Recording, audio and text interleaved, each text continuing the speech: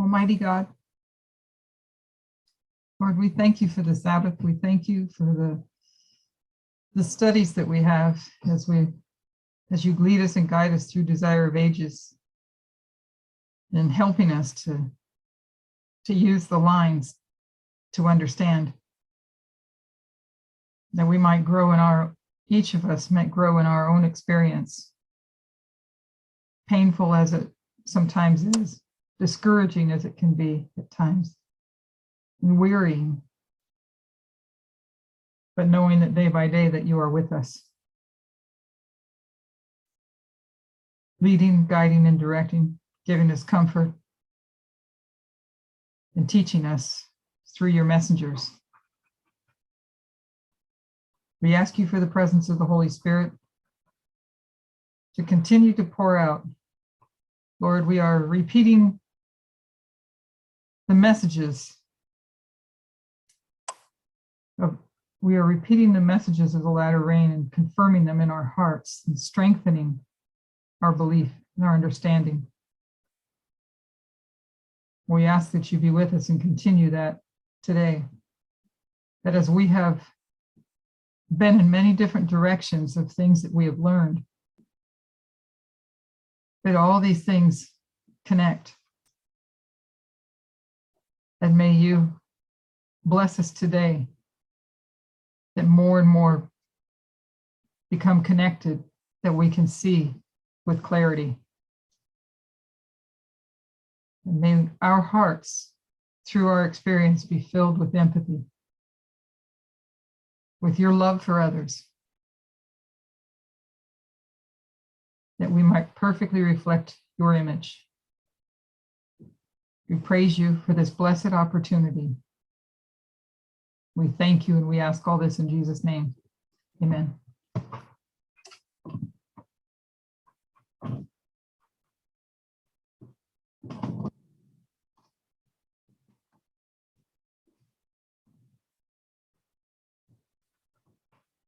Okay, let me pull up the share screen.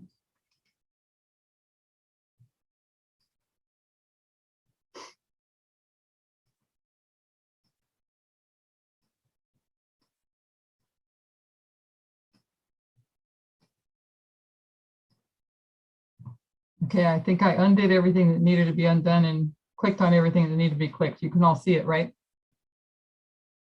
We can see it, and I see no Why is that black boxes in the way.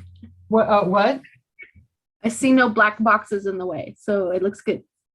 Oh, okay. But I'm seeing captions at the bottom. Do you know why that's happening? I do not know why that's happening, but it's kind of cool. Are you guys seeing that too? Yeah. Yeah, I see that too. Yes. I don't have any idea how to undo that. I don't know what it did. That's cool. I think it's a cool thing. Well, we're going to read the words right off the thing. Okay. Okay. Well, we'll leave it there then.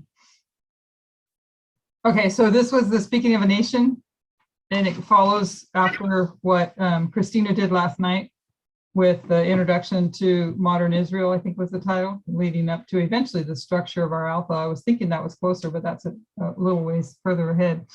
But this is the Speaking of a Nation, and I put both presentations into one because one would have been too short and two might push it. So I think that we can get through it having started a little bit earlier.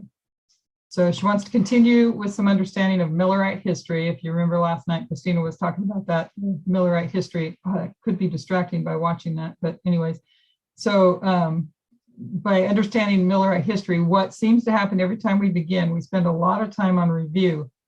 Our previous study was almost entirely review, particularly with key things we really need to understand and be comfortable with before approaching Millerite history. So there are still a couple of things I want us to go over, but not in the same way or in the same detail. We've reinforced over and over again the end of ancient Israel, typifying the end of modern Israel, since particularly the German conference last year, and then in greater fashion since the school in Uganda at the beginning of the year. So looking at comparing the end of ancient Israel to the end of modern Israel. We're considering the end of ancient Israel, the reform line of the end of the Jewish nation under John the Baptist and Christ. what we need to see in this dispensation more than anything else is that we have two back-to-back tests. Does anybody remember the two back-to-back tests?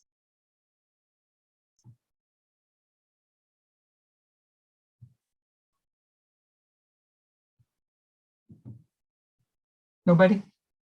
So would Are it you be talk- like the go ahead, Phil. Go ahead. Go ahead. Well, I was thinking the test for the priest and then the test for the 144,000. So the priest was the LGBTQ, so gender, and then for the 144,000, it would have been from feminism to radical feminism. Is that incorrect? That's not this particular test, but yeah, let's see what Phil says. Is it the Gethsemane and the wilderness test? Yes, Gethsemane in the wilderness test. Yeah, the two back-to-back tests at 2019. But that's true too as well, Christine. Okay, so you have November 9, 2019, and using the two lines from the end of ancient Israel, you can place Gethsemane at the end of the last dispensation there before the cross, and the wilderness at the beginning of the current dispensation after the baptism. These are two back-to-back sequential testing time periods, and what that enables you to do is to compare and contrast the last two testing time periods. So we don't go through this in detail, but we've gone through it in a couple other presentations. So like Phil mentioned earlier, the message moves forward and we have to go back to understand it, to go to how she placed that there. So considering that we are here, and we know this was before Panium, we're over here now. So considering that we are here and considering what took place in this time period, the shaking and the split that occurred, it becomes very important that we understand the wilderness time period. And it's not my intention to go any deeper into that in this presentation. We're going to transition towards studying Millerite history, but that is a life and death message to understand, which is why we have spent school after school, camp meeting after camp meeting, having everyone possible aware of this compare and contrast. It's by no means a completed study that needed to be established first, so that we had two back-to-back tests that taking the line of the end of ancient Israel, and we see that we were pre-2019, this close of probation for the priest coming up on the cross was Gethsemane. And now on this side of the line, experiencing the baptism in the 30 years old, Christ being 30 years old in the baptism, going into the wilderness. Then we began to look at modern Israel, and what we reviewed last week was that we could understand clearly that Christ was to return in the history of the Millerites in 1863 to be precise, then also in the history after 1888. So we spent part of last week's class looking at those two histories and reviewing that subject matter. And that's what we went through, Christina went through last night. Then we brought that concept to the triple application, that to understand our own is to understand the first and second, particularly Millerite history, the alpha to explain the omega. Again, there are a couple of other things I want to put in place before we go any further into Millerite history. The first of it is how light opens up. So I'm going to use a couple of examples, because what I see happening is that as light grows and our understanding of the message increases, we look back on what we taught before, what we understood before, and we increasingly feel that our understanding in prior history was, to put it nicely or simple, to not make it ugly, is that it was wrong to looking back. So as we've progressed, we could go back and look at things as being wrong, but we have to see it as a progression. And then people today are feeling unsettled, particularly considering how we have understood the Sunday law differently over the last 12 months. So understanding what Phil brought up earlier, that it is a movement and it moves forward, but it's the advancing light of the third angel. So in the beginning, and what she's going to go through here, in the beginning, God gives you a simple message, but then it has to be unpacked.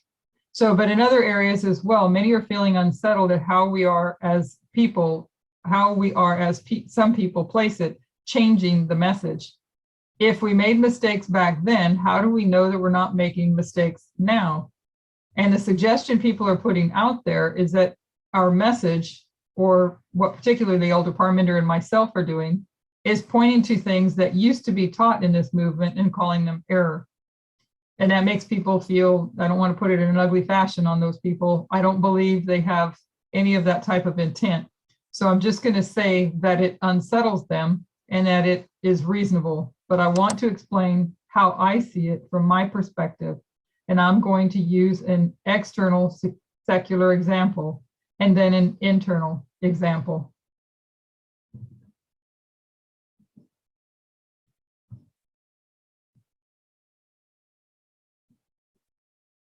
So she went through the complexity using an external example here. My favorite subject through my years of education was chemistry. And when someone says that it can make them sound, someone says that it can make them sound intelligent, I'm not suggesting I understood chemistry. I just loved it. I loved the concepts. I loved what I could grasp of it. I loved what I couldn't grasp of it. But chemistry, the foundation blocks of everything that makes us up and makes up the universe, is fascinating. The way molecules interact. There's been an absolute awful occurrence in Lebanon this week. If everybody remembers when that happened, when you look at what happened in Beirut. And aside from the devastating human toll, how is it that this substance can wreak such damage? This enclosed substance stored in this compound, that something happens to that compound, and you have such an awfully incredible reaction if you've seen the videos of that explosion. Science and chemistry are incredible subjects. So as I studied chemistry in the earliest grades where that was introduced, what did they essentially teach me? They begin with, everything is built upon this common little tiny dot called an atom. You just have this little dot and it composes everything you see around you, from water to gold to human skin, is composed of the atom. And that's how the subject is introduced. And then as you advance, they will start teaching you that actually there are smaller parts of this atom, and they will take H2O, for example, water, and say that it's essentially it's this hydrogen atom with a hydrogen element with these two oxygen elements attached. And it'll start showing you that this building block is more complex. This is just a simple one. It'll start showing you all the different atoms that compose the universe. So that does you for the next grade. And then I'll skip to the last year of chemistry that I did. And once I was looking at that level, which was about the last year of my education, they approached again the subject of the atom. And what the teacher said in this chemistry book was that an atom is so complex that even many of the scientists who don't specialize in the atom do not understand how it is composed. There are very few specialist scientists in the world who have delved deep enough to have a somewhat accurate understanding of the structure of an atom. It does not look like this. What they essentially had to admit to is they teach you something that is in actual fact barely connects to reality, because that is the level of which we can understand and absorb it. So whether it's someone in preschool and they're introduced to this little tiny building block, or as you go through schooling and you start to have an explanation of how electrons work and all these different components to build up an atom, to as you get to the later grades and they start showing you it's not actually composed this way, to where they actually begin to admit that it's so broad of a subject, there's so much complexity to it. They have to take us through these simple understandings and build upon them to where someone from a little child to someone who is studying advanced chemistry can begin to understand the foundation blocks of the universe. And I think this is a little how God has to operate. So this was an internal example of the complexity. So that's my external example. I want us to think about the internal examples. We'll speak about the king of the north and the king of the south. So we start to understand the king of the north and the king of the south in our plowing history, where Daniel 11:40 is opened up. Elder Jeff comes to understand in 1996 through Daniel 11 verse 40 that part B of that verse was fulfilled in 1989. So he sees that part B was fulfilled in 1989. The king of the south, the king of the north will come against the king of the south. Okay, so essentially what he is saying is in that past history, about 7 years before, in 1989, there was a battle between the king of the north and the king of the south, and the king of the south was defeated. And that's a paraphrase of Daniel 11 verse 40 part B. So he's brought to the subject of the king of the north and the king of the south and says, this is a subject of past history. King of the south was defeated. The next thing we need to see is the Sunday law. So seeing that the king of the south was defeated, bringing to understanding that the next event would be the Sunday law. So that is an incredibly simplistic understanding of the king of the north and the king of the south. But it satisfied us in this dispensation of the plowing. It was what we needed to have to introduce us to this subject. Then we come to 2016. It's about 25 years after this chapter of Daniel began to be unsealed again. And what do we understand in 2016? We understand that part B of Daniel 11 also includes future events, and that this war between North and South is not completed. And she just puts it as Raphia and Panium. So for those that were here, some of us came in later, but there was the study that came out that went through those verses in Daniel 11, came to the battles of Raphia and Panium, and understood them to be that the king of the south was not dead, and that there was going to be another battle. And what we did not understand at the time, where God was leading for the midnight cry, was the two streams of information and understanding information war. Okay, so we will see they're going to fight again in the future. So next comes the studies of 2016 to 2018, which opened up Pyrrhus in World War II. What that opens up for us is an understanding not just of Raphia and Panium, but a broader context. Then we start to see that 2016 itself is a battle. What battle was 2016? Ipsus. Ipsus, okay. And there's a battle in 2018. What was that battle? Heraclea. Heraclea, and then Raphia and Panium. So what was Raphia? Asculum, Asculum, and then Beneventum. and then For Beneventum. So those four battles.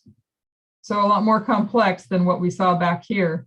And just thinking that the king of the south was dead, but now seeing that the king of the south was not dead, and there was going to be a repeating of history. So, and then we start to see, then with these subjects, we start to understand this is all an information war, present information war taking place. And as we study information war, we also see that it involves proxies.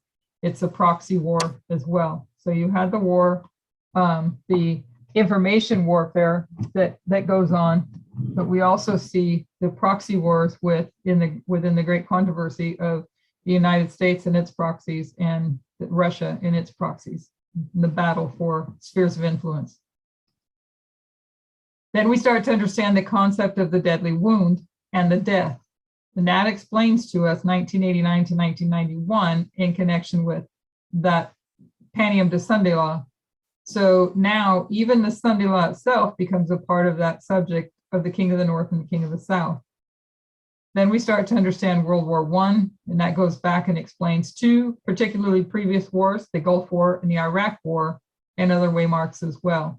So are there some here that, because we can do a quick review, not visually, but verbally, on the concept of the deadly wound and the death? Does anybody remember that to be able to explain it?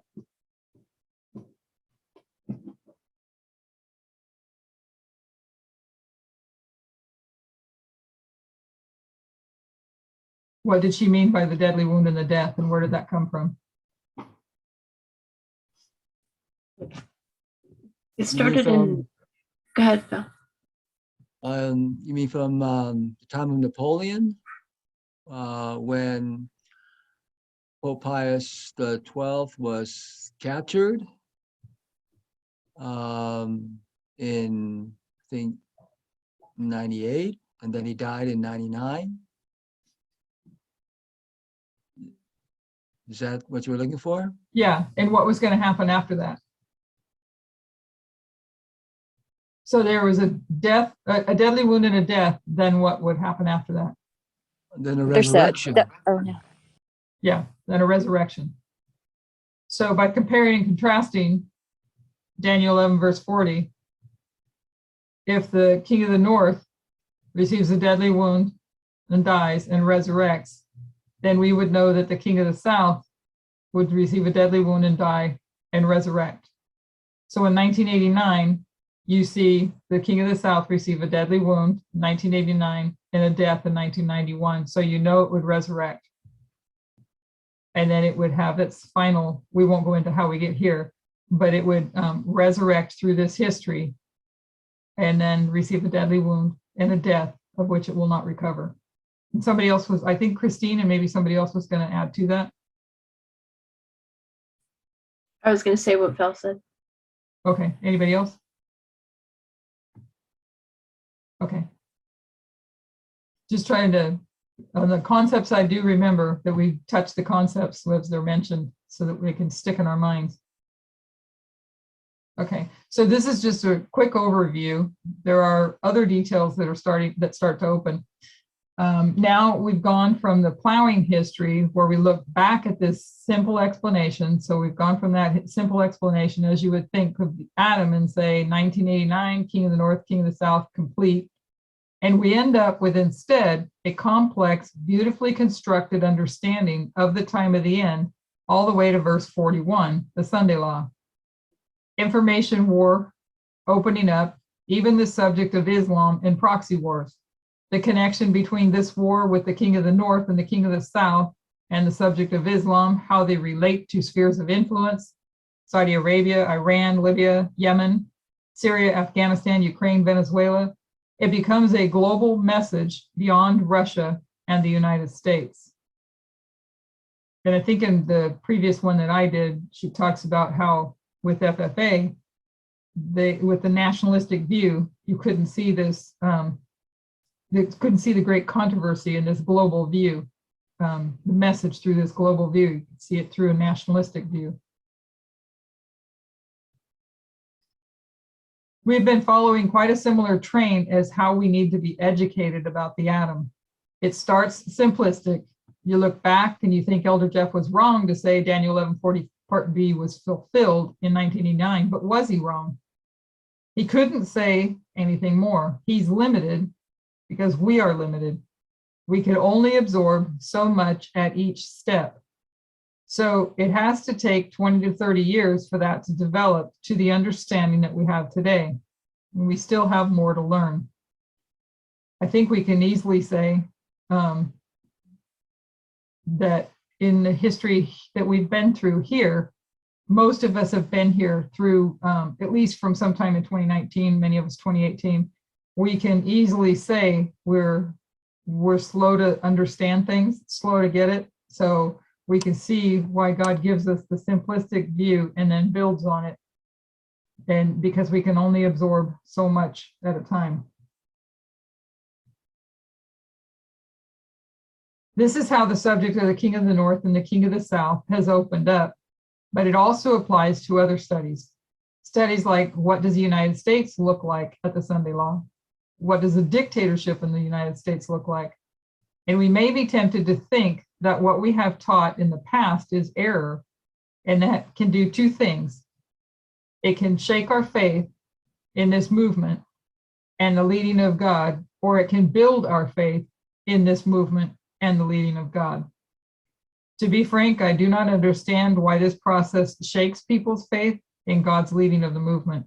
For me, I just feel like a little child at his feet as he's explaining parable by parable, more and more complex things. I could not have understood this when I came into the movement. It couldn't have been properly understood from 1996. He had to lead us through steps. And if it applies to this study, it applies to others. More than anything, we should see that it applies to how we understand the character of God.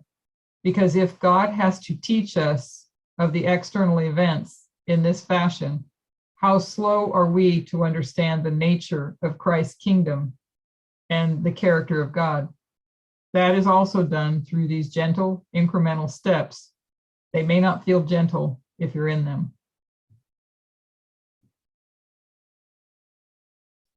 One of the reasons I think that this process makes us feel so uncomfortable is perhaps an overly simplistic understanding of past reform lines. If you were to go back to Millerite history, as was discussed in our last presentation, there may be a temptation to think that August 11th, 1840 was such a simple subject. I certainly thought that at one point in time, that there was no other events that surrounded it, no other larger context. And all that happened is essentially that my incorrect understanding then was that Egypt said, we'll do whatever you say, we submit, that somehow that happened on August 11th, 1840. And then the prediction was fulfilled. When we go back and look at what the Millerites were actually seeing in that time period, the external events that actually surrounded them, we become more familiar and comfortable with this concept here, because August 11th, 1840 did not happen in a vacuum. You had the events of 1798, Napoleon, Turkey, Egypt, and that was Napoleon's first, was it referred to as first expedition, I think it was, and we went through some of those studies. You have all the events, all the treaties that occurred with the European powers. And as was discussed this morning, there were other key events that some people might observe and say August 11th was such a minor thing. Shouldn't it be this event? Shouldn't it be that event? It was a much broader picture. So our overly simplistic views of other reform lines can make us feel more uncomfortable with our own when we see the complexities. So going back into that history and looking at the history, the Millerite history, 1798, all the way through leading up to August 11, 1840, and seeing the interactions that were taking place between the King of the North, King of the South, seeing the interactions that were happening that involved Islam at the time, and what led up to August 11th, 1840. So when the disciples go to Christ and say, tell us what are the signs of the end of the world, what kind of answer does Christ give them? Though it's not a preschool answer, Christ can't answer them directly. So instead gives them an answer that some people who don't understand the steps that Jesus was taking might consider to be erroneous, at the very least misleading. But Jesus had to give them an answer that could satisfy them at the time. And I can't see, is Victoria still with us? Gives us an answer at the time that we can understand, and the answer is going to come later. Was that you, Victoria? Are you there? I can't see who's there. Yes, I'm here. Okay. Let's see, it could satisfy them at the time. That could give them some type of comfort and structure. And then over time, they understand more and more clearly what the actual signs of the end are. So by the time you get to Paul, he's saying whatever was said by Christ in the book of Matthew, I understand that, but the man of sin has to be revealed. It's not happening in your lifetime. So they have to go through the same gentle step-by-step education, and it's not gentle. It doesn't feel gentle when you're in it. And she's made that statement twice now, and I think she makes it again, but about it being gentle. And because that came up in a conversation with us at one point in time about being gentle. And just to think that, you know, and how I understood her comments on that to be, if you were, like, for instance, Elder Parminder in 2012, and you are now time setting and you're being told not to time set, and whatever happened back there in that, you know, was he disfellowshipped? I don't, I've heard different things about that, but kind of, we didn't know anything about him. The end result is those of us here didn't know anything about Elder Parminder, didn't know anything about any of that until 2017 going into 2018 sometime, when we first started to understand the 126, and didn't really understand it, but hear of it.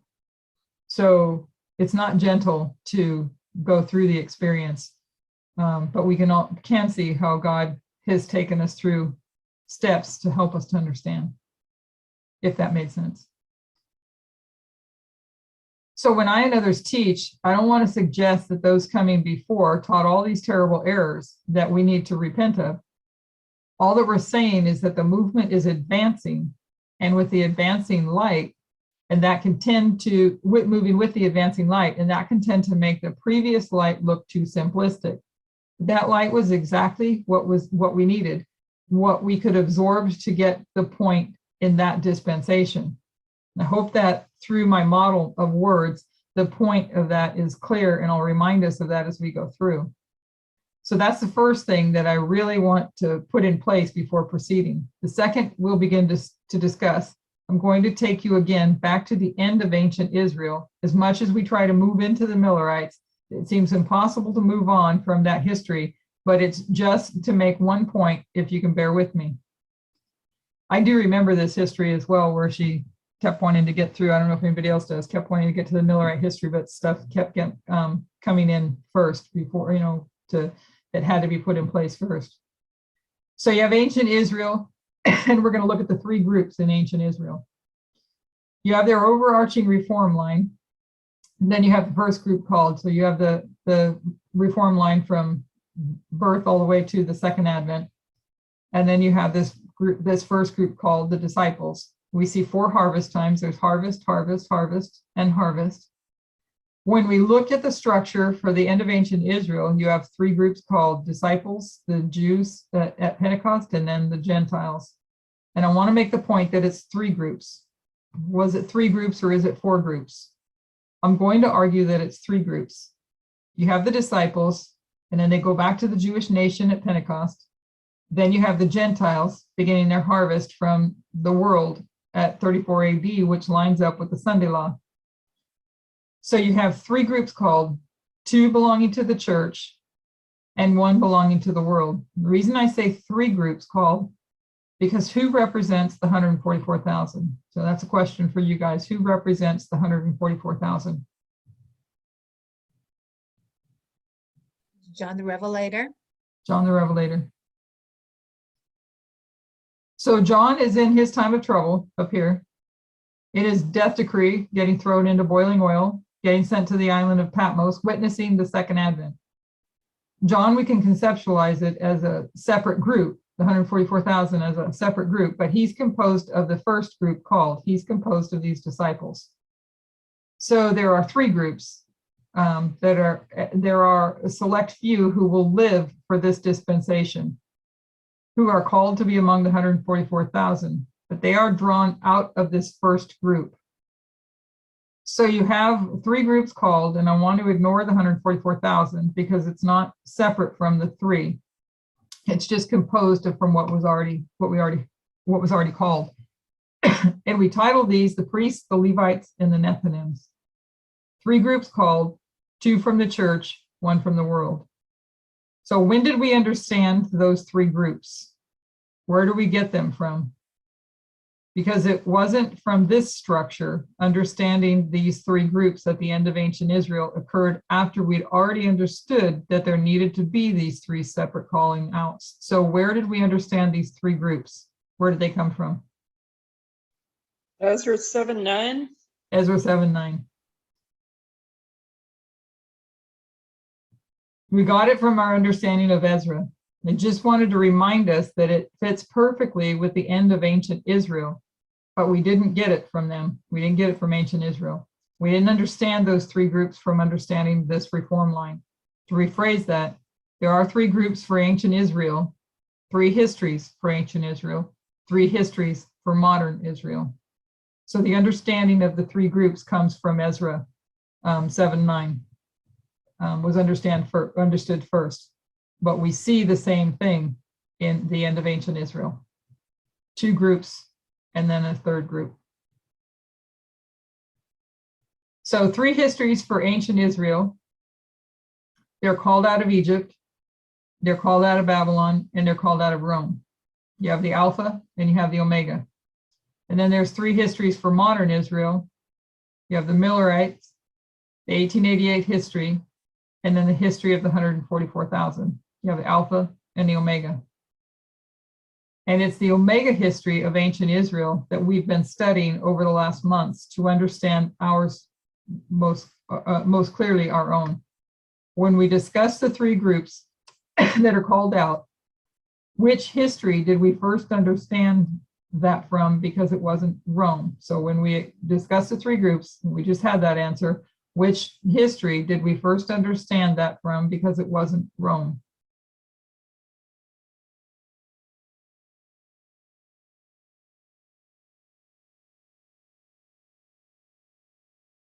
When was Ezra? Babylon. Babylon. And just to another thing to put in place, because she doesn't, I don't think she does, I don't remember her doing this in this study. But when they're coming out of Egypt, there's no church formed. God is going to call them out and they're going to build the church, right? They're going to build the sanctuary. And so in an Alpha history, there's one call to the church only. And then in the history of the Millerites, you have the same thing in the Alpha history. There's one call to bring them out of Protestantism, and then they go to the world. And that's another study that'll be coming up. So the history of Babylon, or Ezra. So it was from the history of the calling out of Babylon where we first saw that these three groups. Two groups from the church. First, the church is called, then the church is called again. And then once the church has been dealt with, then the world. Whenever I taught it, I've taught it from how we see it in the structure at the end of ancient Israel. So she taught it from this structure here. But it was originally understood from the structure of the calling out of Babylon. And you find that in the book of Ezra. So the three groups originally came from Babylon, but she's taught it from this structure here. So when the people are called out, Ezra 8:15, and I gathered them together to the river that runneth to Ahava. We might have said the wrong verse along the way, but it comes from Ezra. Okay, so and I gathered them together to the river that runneth to Ahava, and there abode we in tents 3 days, and I viewed the people and the priests, and found there none of the sons of Levi. So he's seen that he's called out of Babylon. These Israelites, the priests, have come out, but there are no Levites. So they need to make a second call into Babylon saying, come out. So you have two calls into Babylon to call out God's people, the church, the priests, and the Levites. So the third group, the Nethinims. But there was a third group that they needed to return with them to perform the services of the sanctuary. And that was the Nethinims. I want to give a little context of how we understand the Nethinims. So we have Ezra 8:20, also of the Nethinims, whom David and the princes had appointed for the service of the Levites, 220 Nethinims. That was our discussion last night. All of them were expressed by name. So three groups, priests, then they saw there's no Levites, then they need to get the Levites, and then there were people appointed for the service of the Levites, and that was the Nethinims, the three groups.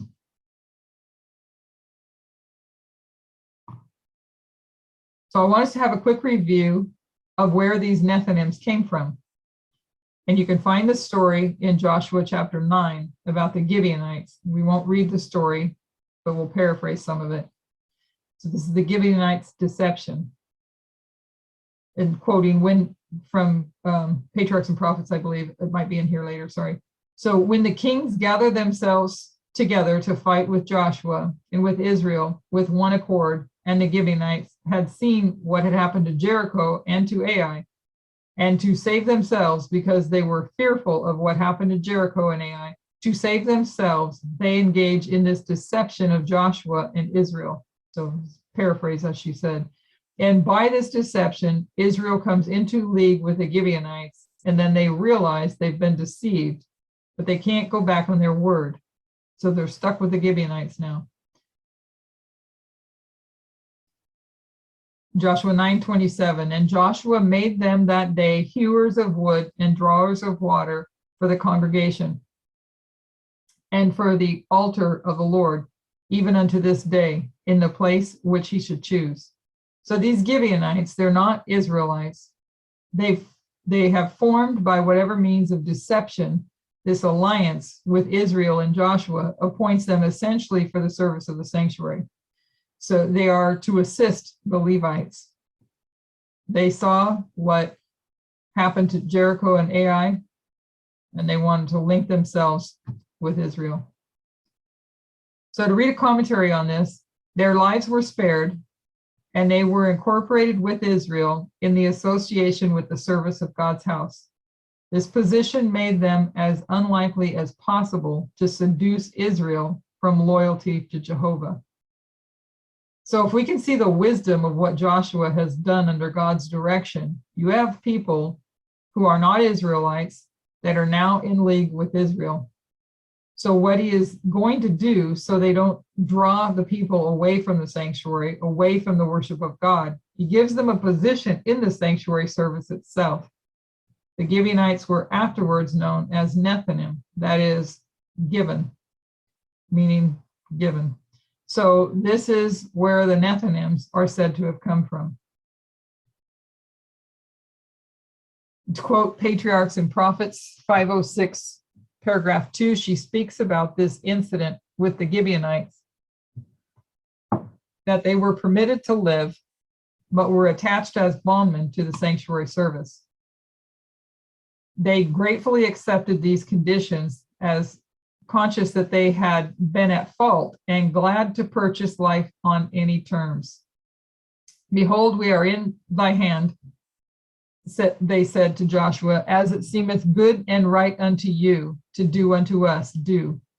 For centuries, their descendants were connected with the service of the sanctuary. They became the Nethinims. And this makes the other kings of Canaan furious and dismayed. They immediately decide to take revenge upon the Gibeonites, and the Israelites and Joshua are forced to defend the Gibeonites. So we can see this is a fascinating picture of what happens. You have this group who don't rightfully belong with Israel, but they see that Canaan, that the enemies of God's people are about to be destroyed, and they say, purchase life on any terms. So they decide they're going to, by whatever means necessary, link themselves to Israel, and they do that. And to save not just themselves, but also the Israelites from being drawn into paganism, they are connected to the service of the sanctuary and instructed to participate in the sanctuary services, in the running of the Jewish religion, if I can put it that way. They are incorporated into it instead of being separated from it, to save both them and the Israelite people from being drawn into worldliness, into apostasy.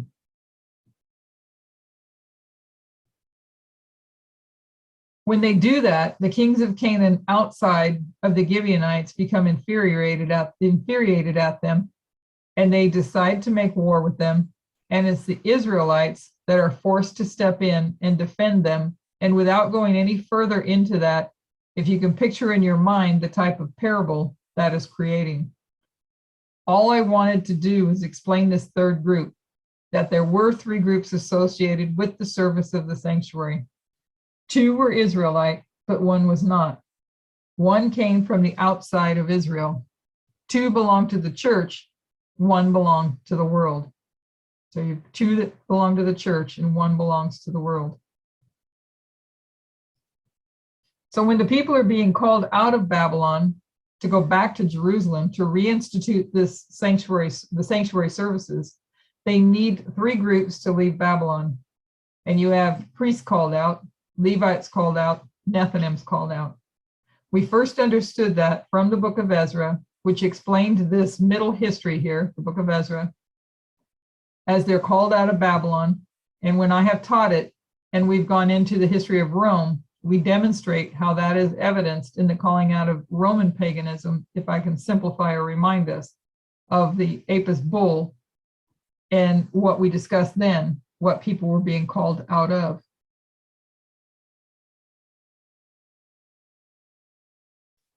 Those are two separate thoughts I wanted to put in place that all seem disconnected, but are crucial as we go forward to understand what we are discussing. So the first point, we must understand that as we advance along a reform line, the truth taught before might seem to be overly simplistic, as our understanding grows and develops, not just of the message, but of the methodology used to unpack it.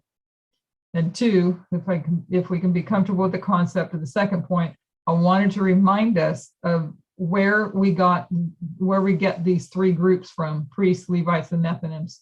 Two from the church and one from the world. We got it from Babylon, but we drew it most clearly in the reform lines associated with the end of ancient Israel.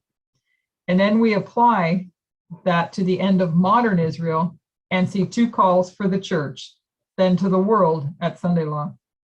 So once we've established those 2 points, I want us to come back to Millerite history, the one we've been intending to discuss. So is everybody understanding where the Nethinims come from? To understand the two calls to the church and the one call to the world. Yes. Yes. Everybody's okay? Is there anyone who does not? There you go. You're better with questions than I am.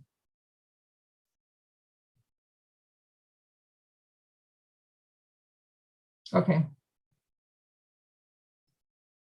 So I believe we become more and more familiar, more and more comfortable, I hope, that Christ was returned in 1863.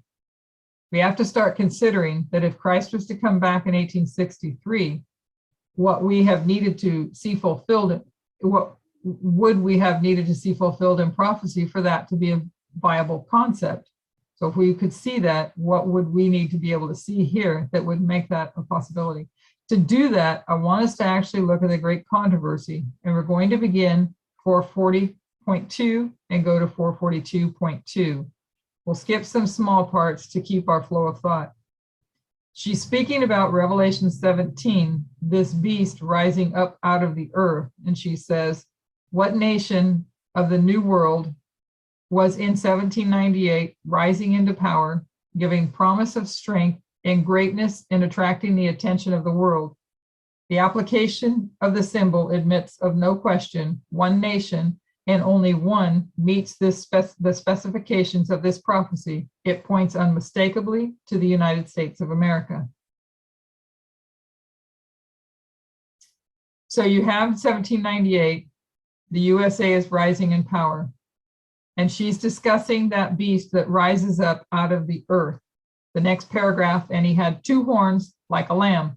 So there's two horns like a lamb. So this beast has two horns like a lamb. These horns indicate its youth and innocence and its gentleness, fitly representing the character of the United States. So what do these horns represent?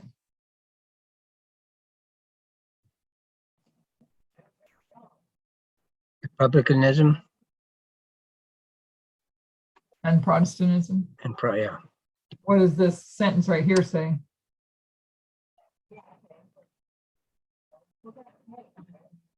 Somebody's talking, but I can't quite hear it. I think it might be Logina. Youth and innocence. Youth and innocence represent the character of the United States. We'll go back to that one again too. So youth and innocence and its gentleness fitly representing the character of the United States. So the horns in its youth and innocence, the United States and its youth and innocence is representing the character of the United States. So she goes on to speak about how they fled the religious oppression of the Dark Ages. They founded a nation based on the Constitution, the Declaration of Independence, which sets forth the great truth that all men are created equal. So she explains the Constitution and the Declaration of Independence. Freedom of religious faith was also granted. Republicanism and Protestantism became the fundamental principles of this nation. These principles are the secret of its power and prosperity. So there's two fundamental principles, which Robert said, republicanism and Protestantism. And that is the character of the United States, growing up in its youth and innocence. Then the next paragraph, but the beast with lamb-like horns spake as a dragon, and he exercises all the power of the first beast. This one exercises all the power. This one exercises all the power of the first beast of the papacy before him. So the United States will exercise the power of the papacy before him, and cause the earth and them which dwell therein to worship the first beast whose deadly wound was healed. And we know who that is. And we just talked about that. The one that the beast that received a deadly wound and was received a deadly wound, death, and resurrection was healed. Saying to them that dwell on the earth that they should make an image to the beast, which had the wound by a sword and did live. Quoting Revelation 13:11-14, the lamb-like horns and dragon voice of the symbol point to a striking contradiction between the professions and the practice of the nation thus represented. And what's an image?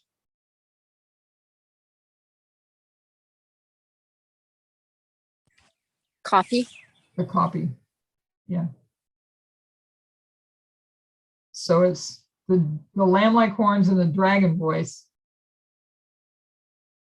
point to a contradiction between what it professes and what it practices. So this nation, and let's talk about this one here.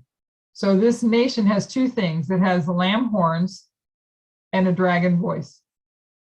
The lamb-like horns and the dragon voice of the symbol point to a striking contradiction between the profession and the practice of the nation represented. The nation represented, we know, is this nation here, the United States. So these two things that the horns of the lamb and voice of the dragon point to, there being a contradiction. The contradiction between what things?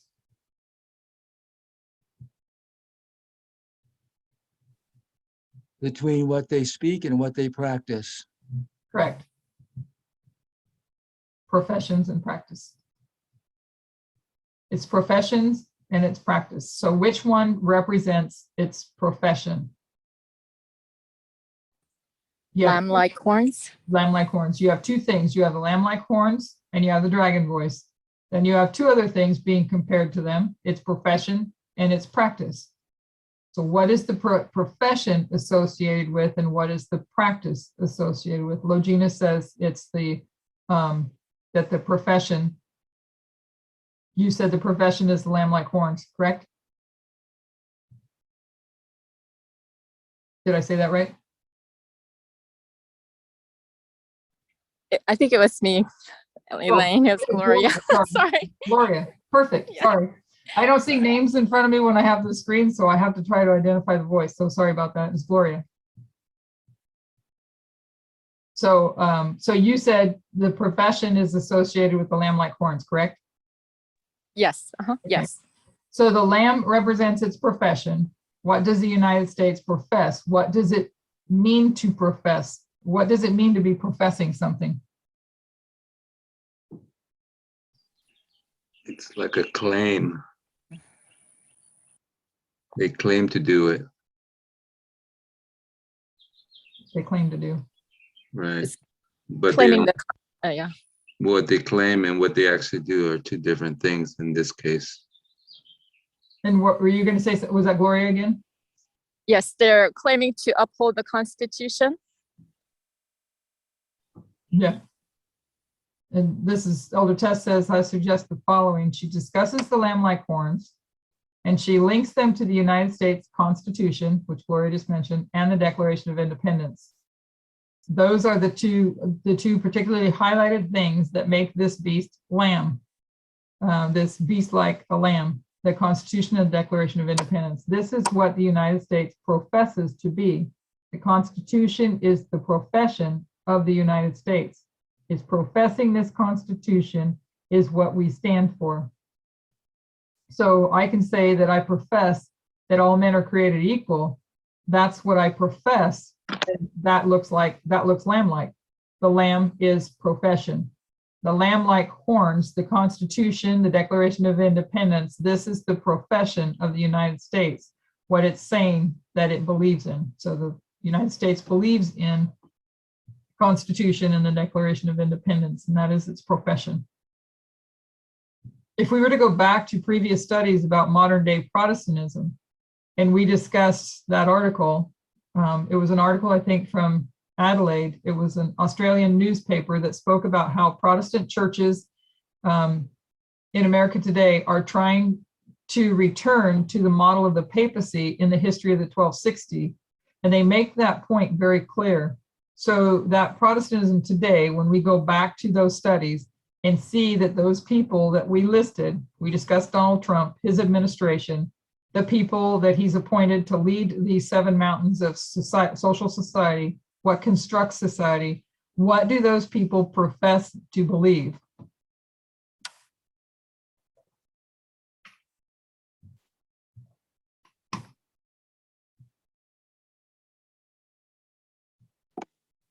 Church and state? There's a discrepancy between their profession and their practice. So they might profess to believe in the Constitution, to believe in freedom of religion and religious worship, but what do they practice?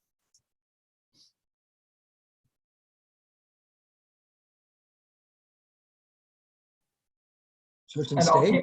Huh? Church and state? Church and state, yeah. I'm sorry, I thought I tested all these and they came up right. I tried to keep them separate for questions. They all stand up and profess to believe in the Constitution. They profess to believe in freedom. They profess to believe in freedom of speech. They profess to believe in a separation of church and state. What's the problem with their profession? There's a discrepancy between their profession and their practice. So they might profess to believe in the Constitution, to believe in freedom of religion and religious worship, but what do they practice? The dragon voice represents their practice. So as we have discussed, that 7 Mountain Mandate, that they believe that evangelical conservative Protestantism is required by God to control the 7 mountains of influence, which include education, the courts, the US government, media, and all those things. As they say that it's Protestants who are commanded by God to command those things, they also say that they uphold the Constitution, which says there can be no religious test for public office, which says separation of church and state. So they profess faith in the Constitution. They profess that they have these 2 horns, but in practice, what's their problem?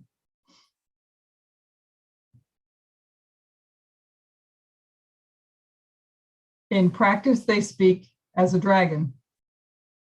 If we're all comfortable that she's speaking about lamb-like horns and dragon voice, she's saying the horns are what it professes, and the voice is what it practices. The speaking of a nation, the dragon voice, is the action of its legislative and judicial authorities. Now, regardless how it speaks, is the United States to have legislative and judicial authorities? Regardless of how it speaks, is the United States to have legislative and judicial authorities? So you have 3 branches of the government. So the question, the answer is yes. How many branches are there in the US government? We're going to go through the 3 branches now. In the US government, legislative, judicial, and executive. If we can have a quick review of what composes these branches, if we were to consider this legislative branch, just to keep it broad, it composes essentially Congress, which Congress is a combination of the Senate and House of Representatives. So this legislative will just put Congress, which is the Senate and the House of Representatives, and also other agencies and other offices designed to support Congress. So the legislative is Congress. The judicial branch is composed, as you would expect. This is the judges. So at the highest level, it's the Supreme Court. So the judicial is the Supreme Court, legislative is Congress, the House of Representatives and Senate. When Ellen White says the speaking of the nation is the action of which branches of the US government, because she's pulled 2, there's actually 3, legislative, judicial, and executive, and she says it speaks through which ones? Legislative and Legislative. judicial. and judicial. It speaks through the legislative and judicial branches. Congress is the branch that writes, drafts laws, and the judicial is the branch that interprets those laws and rules on those laws. So this is all about law. She leaves out the executive branch.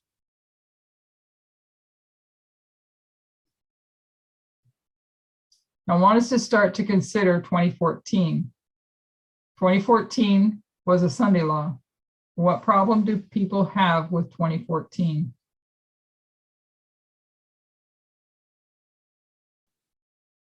They can't see it. Anybody else? You don't believe it's the Sunday law? What they're going to do is go back to that year and say, yes, but what did Obama do? Remember how we were reviewing things. Maybe it was his Affordable Care Act. Maybe it was something to do with the healthcare system.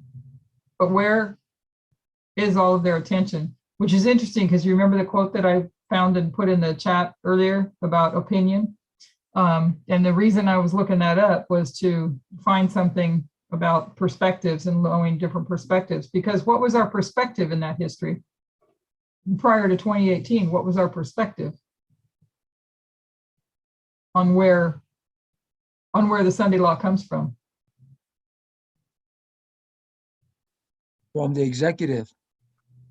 Yeah. And so we were expecting the executive to do it.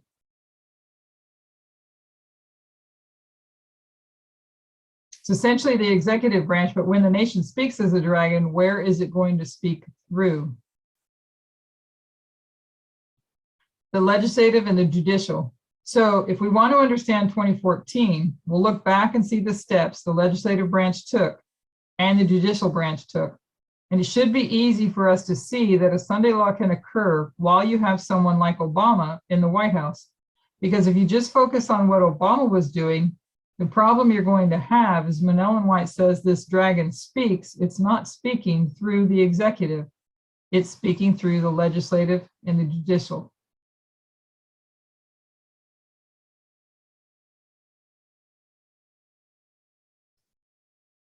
So we'll remember, what did Mitch McConnell begin to do in 2014 to the judicial branch? Start blocking all the appointments. Right, the judges. Yeah.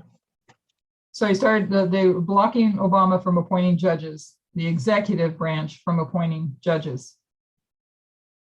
And what did Steve Bannon and Stephen Miller do, and Jeff Sessions begin to do in 2014? Clean house, Republican. Yeah, of what? Of the moderate centrist Republicans. Right. So he began to wipe out all the centrist Republicans, purge them from the Republican Party, and turn it into a church state extremist movement. So you had a massive turning point in 2014 in both the legislative and the judicial branches of the US government. And it's these two that are required at the Sunday law to speak as a dragon. I was thinking about that. That's really, when you think about where the election is headed, right? And who's in control now versus who's going to be in control. And with the midterms coming up, the midterms will determine who's going to be in control, right? It's these two that are required at the Sunday law to speak as a dragon. All of that took place under an Obama presidency, but we shouldn't be looking to Obama to do something in 2014. It happened in opposition to him, not with his approval or with any effort of his. It was in opposition to Obama that these steps were taken in the legislative and judicial branches. Wow, that's really interesting because we see the judicial branch is really set, right? What they need is the legislative branch to be writing the laws for the judicial branch to uphold. So, Elaine, this would be representative of Roe versus Wade, what's coming with the abortion issue. Yeah. But if I understand correctly, like in 2014, 2014, you have to see the legislative branch controlled by the Republican Party, correct? Yes. So we've discussed those steps at length. External sources are clear, but the steps taken in 2014 that impacted these two branches, no matter what happens, at least in the next 50 years, if not the next century, they've changed the United States to such a degree that it doesn't matter who the next president is, or the one after that, or the one after that. It would take generations to undo both branches changing course in 2014. So how does the executive branch relate to these two? So what they've done to the judicial court in particular is not going to be undone. So how does the executive branch relate to these two?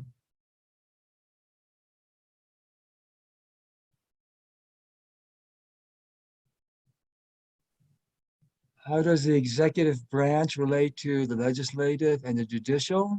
Correct. Well,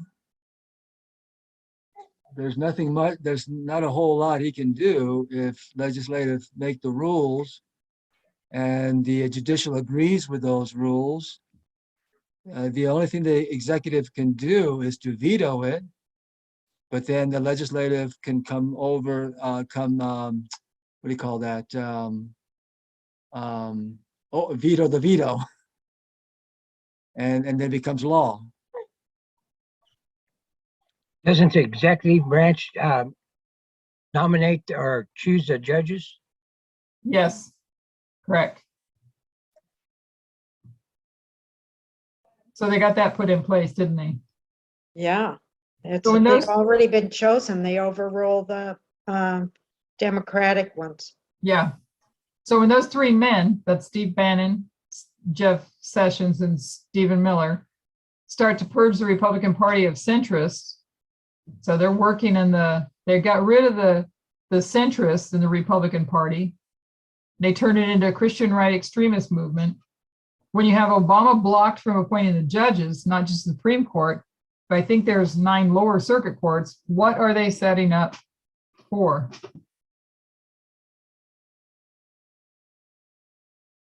So they purged the Republican Party of centrists, turned it into a Christian right extremist movement. Obama's blocked from appointing judges to the Supreme Court and also the lower courts. So what are they setting it up for? Robert had it.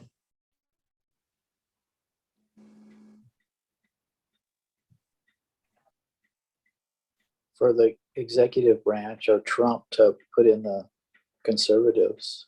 Right. So setting it up for a Trump presidency, because what's Trump going to do? And I believe we just said that. He's going to complete that purge of the Republican Party, bring the work to a completion that those 3 men designed, and he's going to fill the judicial branch with 7 mandate believing judges, if I can put it that way. He's going to place people in that branch who believe in the 7 mandate theology. So the executive branch does impact these 2 branches, which is why you would expect to see the executive become a form of dictatorship. You have to have the executive branch change or transform somehow to be able to create the environment for these 2 branches to speak like a dragon at the Sunday law. So it's these ones that speak, but it's the work that was done that prepared the way for the dictator to come in and appoint the judges. They had the party purged here of any moderates, and the few moderates that are left, they continue to try to destroy. I think Cheney's still in there, right? Is she considered a moderate? She's certainly not the far right, and she's against Trump. And who's the other guy? What's his name? Adam? Kinzinger. Yeah. another one. So we see the turning point that 2014 was, but we also see the setup that was taking place for Daniel 11:41. If we can put it this way, 2014 was a Sunday law for the priests. 2019 was a Sunday law for the Levites. 2021 was a Sunday law for the Nethinims. Sunday law for the 144,000 here. So you have priests, Levites, and Nethinims. You have this progression, and what is happening is this setup, because the United States isn't just going to speak like a dragon here in a vacuum. It's not going to happen without some type of preparation and steps taken to lead to that point. You can't have a Sunday law on this line without the events that took place in 2014. And as we get closer and closer to the Sunday law, we should see more and more clearly how these steps are building upon one another to bring us to Daniel 11:41, which is here. And we are understanding 2014, the steps that were taken there impacting the legislative and the judicial branches. And what occurred in them was a step that will take us to the Sunday law. It becomes a Sunday law for the priests, but it also refers to the progression that is necessary to bring about Daniel 11:41, which is here.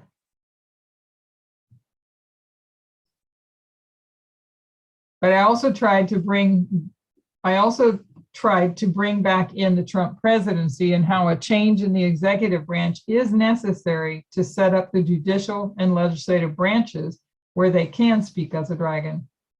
I'm not suggesting that the executive branch plays no role in that process. It plays a necessary role. Mitch McConnell is blocking Obama from appointing judges to the Supreme Court in 2014 because he's waiting for 2016 and the president they're designing and setting up for. So those actions were in waiting for this president, Donald Trump, to be able to fill those judicial appointments. So he does play a role in that. But what I want us to take from this is that it's the legislative and the judicial branches that speak. They speak through law, and that it is possible to have them speak through law regardless of who is president of the United States. It's possible for them to act outside the control of Obama, for example. Really helps with clarity on coming up on the midterm elections. And Roe v. Wade and all that's going to follow that. Because they're all talking that Roe v. Wade is just the, I don't know the words to use to say it, but that's the beginning, and it's going to go from there. Yeah, that's just to get their foot in the door. Right. So once they do Roe v. Wade, then it's going to be contraception. I can't imagine being, I mean, I'm 60 now, but I can imagine for the women, you know, the younger women today, not being allowed to choose contraception and prevent themselves from being pregnant, and then go from there to the LGBTQI plus community.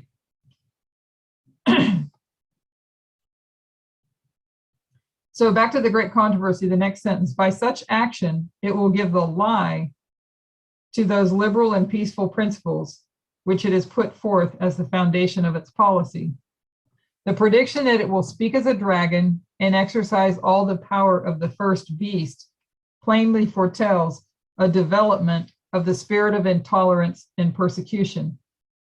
This speaking illustrates that when it professes to be lamb-like, that it is in fact a lie. So she's saying that it's a lie. Their profession is a lie. So it gives to the lie those liberal and peaceful principles. I think it's really interesting, this word liberal in here, when you look at what is happening in the conservative Adventism, conservative Protestantism, not knowing the liberalness, the socially liberal that Christ is. Okay, so it gives to the lie those liberal and peaceful principles, which it has professed to be the foundation of its policy. The prediction that it will speak as a dragon and exercise all the power of the first beast plainly foretells a development of the spirit of intolerance and persecution.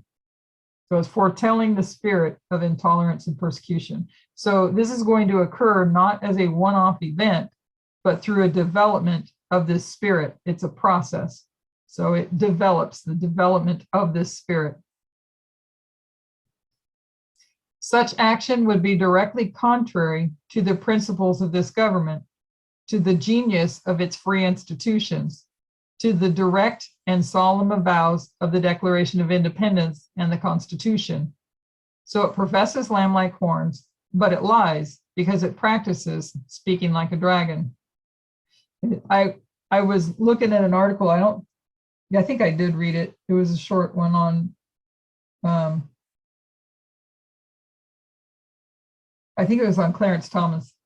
But in reading some of the commentaries of people and how they view things, it's really interesting. That's why that was, so much why I was looking up that word perspective and articles on perspective.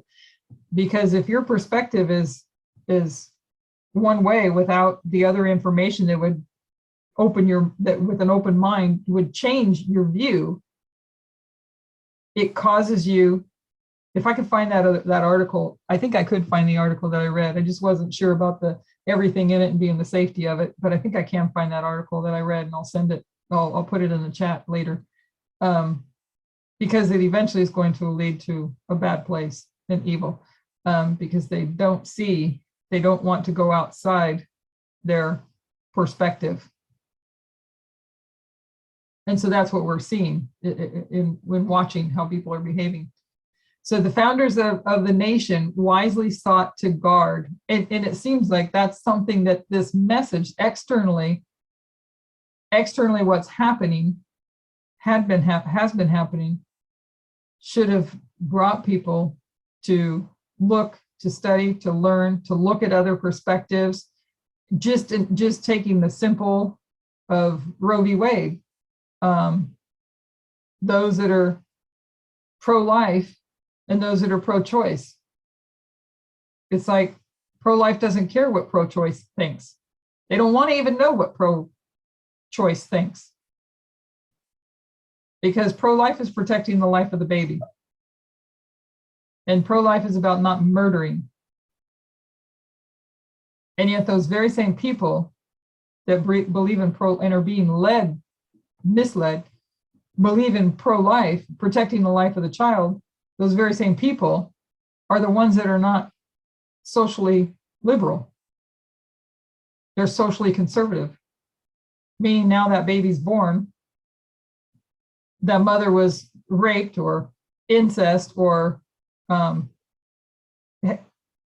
husband left or the boyfriend left or what have you for whatever reason, and needs help, can't go to school, can't get a job, can't pay for daycare, can't feed the children she already has.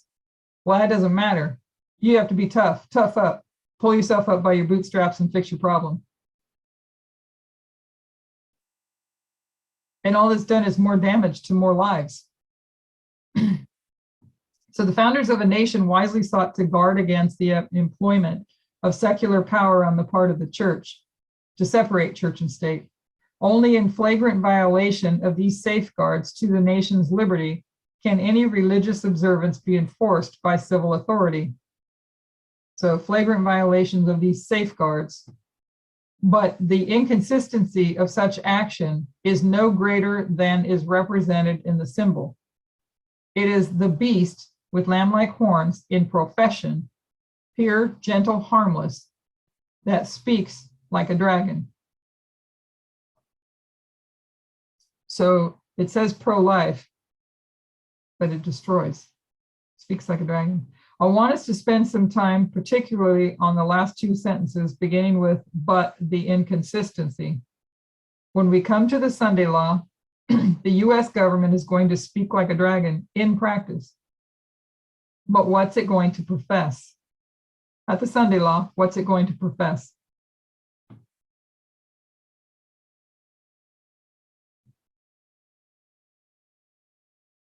But the inconsistency of such action is no greater than is represented in the symbol.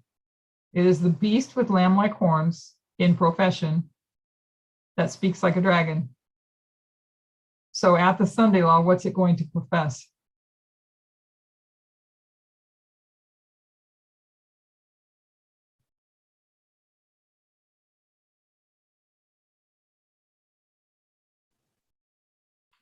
Inequality? No? Is going to profess to be lamb-like, and it does that through its horns.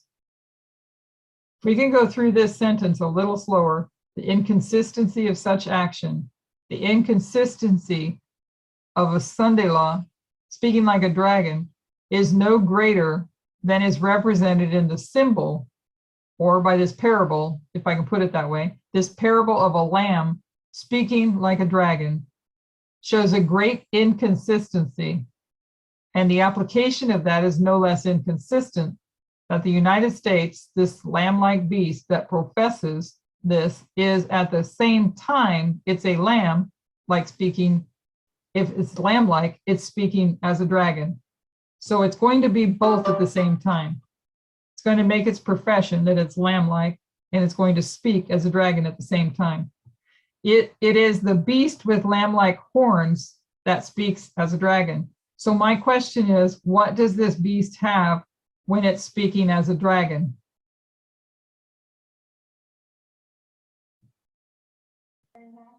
The horns? It has the horns. You remember what we were talking about last night? No, it's funny because that was the previous presentation that she had done, and we had been shown in other presentations. So keep that in mind, that what we talked about, what she talked about at the beginning of the study, about the issues people have with what you said before was error, and how can we believe you now? Because we were still looking at this in understanding that the horns break, and even at some point in time, different, I don't remember who, placing when those horns broke and when the next horn would break. And now what we're seeing by careful reading and parable methodology is that while it speaks like a dragon, it still professes to be lamb-like at the same time. So that would mean the horns don't break. That would mean the horns don't break. It has lamb-like horns, and what's the problem with what they say about the horns, which we just kind of went through? What's the problem with what we say about the horns? We say that they break. So where in any of this do the horns break? Do those horns ever break? So we see at the Sunday law, based on what we're reading, at the Sunday law, that the beast that with lamb-like horns, its profession is going to speak like a dragon. So at the same time, it's both. So do those horns ever break?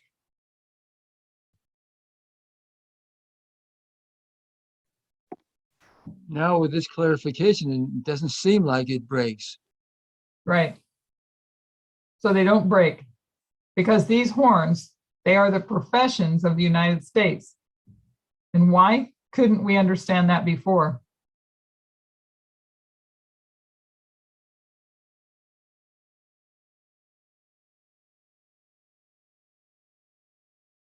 Anybody?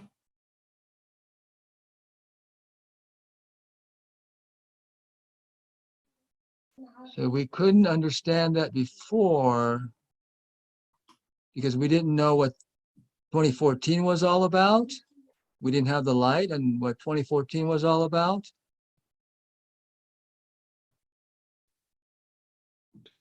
I'm going to say because of the spirit of prophecy. Let's go through and see. Because we're trying to understand the United States as a dictatorship. And when we have a simple view of what a modern dictatorship looks like, and we're taking that from an old dictatorship, what do we expect to happen at the Sunday law? So we're looking at an old model of a dictatorship. So the old model of the dictatorship then would be one person, one leader, like a president, like a king. But it doesn't sound like that's what it is. It's through the legislative and the judicial, through a system and not through a person. It's not authoritarian. with one person. But definitely our view of a dictatorship is needs work. So the old view is that this president is going to come. He's a dictator. He's going to take everyone's guns away, disarm the population, and then he's going to abolish elections. He's going to rule for life. He's going to cut apart the Constitution, throw it away, throw away the Bill of Rights, throw away the Declaration of Independence. That's the old view we would have for an American dictatorship. And God has had to lead us on this path of seeing dictatorship looks different in our time than it did in their time. So they're going to use the very same things, and yet with perspective, if I say that right,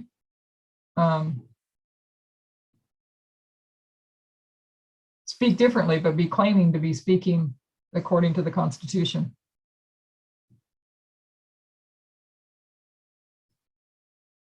So we have this old idea of what World War III would look like.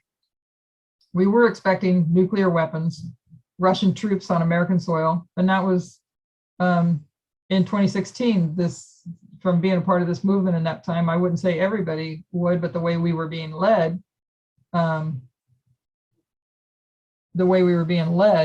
is when that first light opened up of Raphia and Panium from Daniel 11:40, those verses, that there would be a war between Russia and the United States, not a proxy war, but an actual war, boots on the ground, Russian troops in America, nuclear war.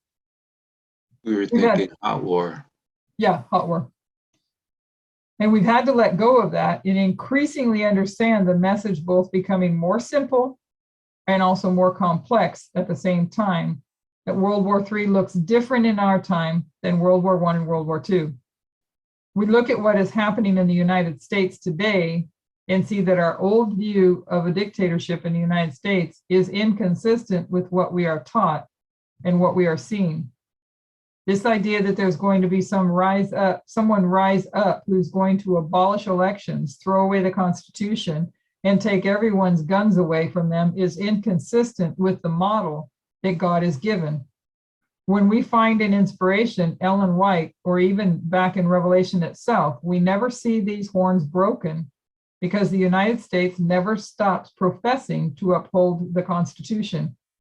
It never stops professing to be a republic. If it stopped professing and then it spoke like a dragon, would there be any inconsistency?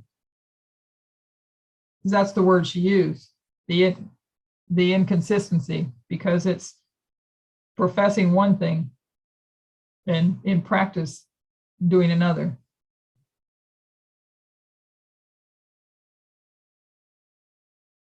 No, the inconsistency is that it's speaking like a dragon, at the same time it's professing to be a republic or a democracy. We have to go over this a number of times to see the idea that the horns are broken. We need to see that, the idea that the horns are broken, we need to see that those horns are a profession that is violated, that they don't keep to that profession. But as we refine our understanding, they never stop professing. So those horns as a symbol are never actually broken. It's just that this beast starts showing greater and greater inconsistency between what it professes and what it practices through the legislative and judicial branches. As I said at the beginning, I'm not trying to attack what we've taught in the past. What we've taught in the past was a necessary step to bring us to a greater understanding what was taught in the past. I'm not trying to attack what we've taught in the past, what was taught in the past here in this context. Well, Elder Jeff was teaching that the horns used to represent republicanism and Protestantism, and then later he was saying it represented military and economic power. And now what is being said in this presentation is that it never broke, but it was just a profession. That's how I always understood. what we were taught in the past is that they break. And you get that full on dictatorship. But the old view of dictatorship, we were taught in the past that the horns break. What we have taught in the past was a necessary step to bring us to the greater understanding of what these horns represent and how they, in a large degree, cease to be practiced by the United States. They show greater and greater inconsistency through the development of the spirit of intolerance and persecution. So if you look at that far right party, isn't that what we see in them? And aren't they professing to believe the Constitution? Elaine, Were you going to I say? have a question. Yeah. Was this study originally being done by Elder Tess? Yes. Okay, I've been listening in and out, so I was trying to decipher which. Okay, thank you. Yeah. August, I think it was. It was on the first page, but I can look it up if you need it. But it was August, I think. I've been looking for it. You've been looking Thanks. for it? Okay. Yeah, I've been searching for this presentation. Oh, okay. Well, now you found it. Right, because I was told about it, so I wasn't sure because I'm listening here and there, so I wasn't sure. The Speaking of a Nation Okay, thank you. title, yeah. And it was shown on the Midnight Watch in 2 parts, part 1 and part 2. I believe I've seen part 1. Okay. So there are just a couple of things I want us to take from today before we go into next week. We first began by discussing how our message opens up. And I wanted to do that to prepare us that what we are doing is not looking at the past with this critical eye, saying people made mistakes. What we do is look at the past and see, wow, God led us wisely and he led us gently. And then we take another step and we advance in our understanding, as we have done with the King of the North and the King of the South, as we continue to do with Islam, as we continue to do with our understanding of the United States and this lamb-like beast. Then I wanted to remind us of where we get the 3 groups called priests, Levites, and Nethinims. We got that from the book of Ezra that related to this calling out of Babylon. But we have taught it over the last months through the structure of the end of ancient Israel, the calling out of Roman paganism. And they are concepts of the Apis bull. From there, we went into discussing Millerite history, and what we wanted to understand is what had to happen in this time period for Christ to come back in 1863, and that the prophecies pertaining to the United States to be fulfilled. So we've gone back to the lamb-like beast and seen what this lamb-like beast was to do before the second advent. What it was to do was to show its inconsistency in that while it's lamb-like, it speaks as a dragon. So looking at this history up here, where she's headed into this Millerite history, is to see what would have had to have happened here, because we know that Christ could have come back here. So what was happening? The United States would have to show its inconsistency, that while it's lamb-like, it speaks like a dragon. We discussed how it speaks through the legislative and judicial branches. While Ellen White doesn't mention the executive, we understand the role that the executive plays in these 2 branches. We began to discuss how these lamb-like horns are not described as breaking, because we need to understand the United States still professes to uphold the Constitution. Donald Trump would say, no person ever living has ever honored the Constitution the way he honors it. He likes that type of language. So he believes he honors the Constitution better than anyone.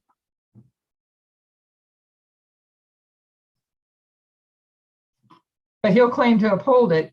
The Republican Party will claim to uphold it. Evangelical leaders claim to uphold it, but it's hypocrisy.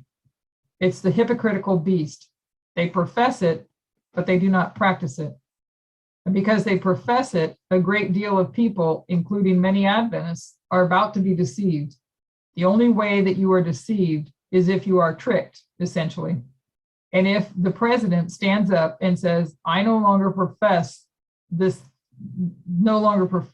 there's no deception. And this creates the danger. So the president's not going to stand up and say that I no longer profess this, I no longer believe in the Constitution, because that wouldn't be deception.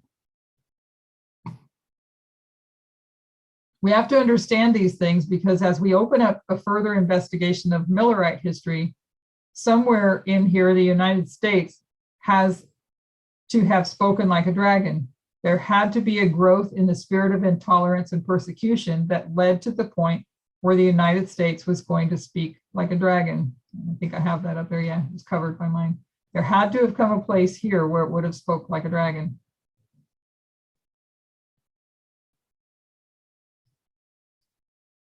As we open up that history, we want to look at the external events that led to that point and the events that were that point. So we'll read her prayer and then have some discussion. Dear Lord, thank you, Lord, for our blessings. Thank you for your goodness and your wisdom that you have led us so gently. We see that external events as well as internal events are opening up in much clearer detail. But we also see how you have and continue to lead us gently, only feeding us first from milk and then from soft foods into more solid, only what we can digest at a particular point in time. Lord, may it not shake our faith, but may we see how you, through your wisdom, have dealt with your people, not just in this history, in this reform line, but the consistency of how you have done this for over 6,000 years. May we be willing to advance and not wish to tie ourselves down to the light that we currently have. I pray that you grant us wisdom and these things and continue to lead and guide us. In Jesus' name, I pray. Amen.